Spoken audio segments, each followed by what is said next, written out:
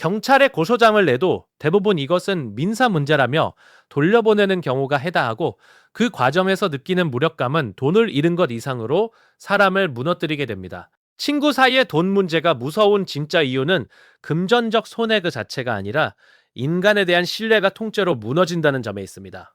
한 온라인 커뮤니티에 올라온 글에는 30년 지기 친구에게 50만 원을 빌려줬는데 돌려받지 못하고 결국 손절했다는 사연이 수천 개의 공감을 받았고 댓글에는 나도 당했다는 고백이 줄줄이 달렸습니다. 600만 원을 빌려준 뒤 1년 넘게 돌려받지 못하다가 결국 소송까지 간 사례도 있었고 그 과정에서 공통의 친구들까지 편을 가르게 되면서 한 사람의 사회적 관계 전체가 산산조각이 난 경우도 적지 않았습니다. 가장 처참한 사례 중 하나는 사업자금이라며 6,300만 원을 빌려간 친구가 2년이 넘도록 한 푼도 갚지 않으면서 되려 배우자 학원 공사비로 또 다른 사람에게 돈을 빌렸다는 것이 밝혀진 경우였습니다. 이 이야기를 듣고 나면 과연 사람을 믿어도 되는 건가 하는 근본적인 질문 앞에 서게 되고 그 질문의 무게가 밤잠을 앗아가 버립니다. 제 이야기로 돌아오면 저는 결국 6월째 되던 날 변호사를 찾아갔습니다. 변호사는 제 이야기를 들은 뒤 한숨을 쉬며 이런 경우가 일주일에 서너 번은 들어온다고 말했고 차용증이 없으니 카카오톡 대화 기록이라도 있느냐고 물었습니다. 다행히 빌려줄 때 주고받은 대화가 남아 있었고 이체 내역과 함께 내용 증명을 보내는 것부터 시작하자는 조언을 받았습니다. 내용 증명이 도착한 뒤 그 친구에게서 온 전화는 기대와 전혀 다른 내용이었습니다. 형 진짜 이럴 거야.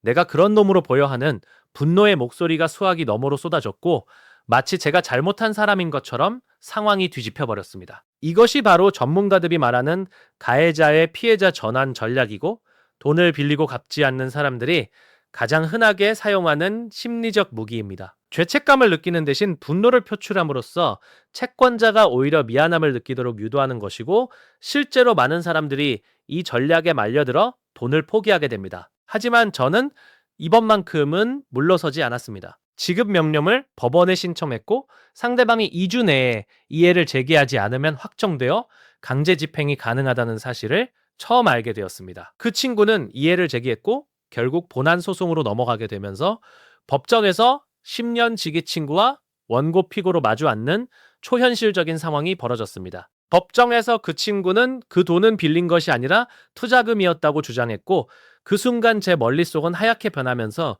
동시에 이 사람을 정말 몰랐구나 하는 자괴감이 파도처럼 밀려왔습니다. 재판은 8개월이 걸렸고 카카오톡 대화 기록과 이체 내역 그리고 공통지인의 증언 덕분에 가까스로 승소 판결을 받았지만 문제는 판결문을 받았다고 해서 돈이 바로 돌아오는 것이 아니라는 씁쓸한 현실이었습니다. 강제 집행을 하려 해도 상대방 명의의 재산이 이미 가족에게 넘어가 있었고 월급을 압류하려 해도 이미 퇴직한 상태라 잡을 것이 아무것도 없었습니다. 법의 보호를 받아 이겼는데도 한 푼도 돌려받지 못하는 이 모순 앞에서 정의란 대체 무엇인가 하는 질문만 공허하게 남았습니다. 이 경험을 통해 깨달은 것들이 있습니다. 첫째로 아무리 가까운 사이라도 금전거래에서는 반드시 차용증을 써야 하고 빌려주는 금액과 변제기한 그리고 이자 조건까지 구체적으로 적어두어야 합니다. 둘째로 돈을 빌려줄 때는 최악의 경우 이 돈을 돌려받지 못해도 내 생활이 유지될 수 있는가를 반드시 자신에게 물어봐야 합니다.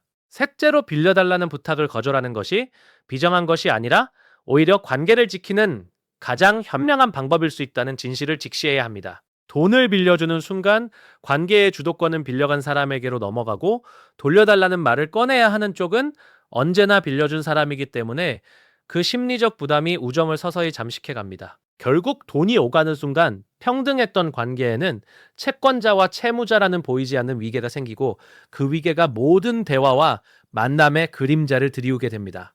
혹시 지금 이 영상을 보시는 분 중에 비슷한 상황에 놓여 계신 분이 있다면 한 가지만 기억해 주시기를 바랍니다. 돈을 돌려받는 것보다 더 중요한 것은 이 경험이 당신의 인간에 대한 믿음 전체를 무너뜨리도록 내버려 두지 않는 것입니다. 나쁜 한 사람 때문에 세상 모든 사람을 의심하게 되는 것이야말로 그 사람이 당신에게서 빼앗아가는 가장 비싼 것이기 때문입니다. 저는 5천만 원을 잃었지만 그 대가로 사람을 보는 눈과 자신을 지키는 법을 배웠고 그것이 5천만 원보다 더 값진 수업료였다고 이제는 말할 수 있게 되었습니다. 이 영상이 누군가에게는 같은 실수를 반복하지 않는 방패가 되기를, 그리고 이미 상처받은 분에게는 당신 잘못이 아니라는 위로가 되기를 진심으로 바랍니다.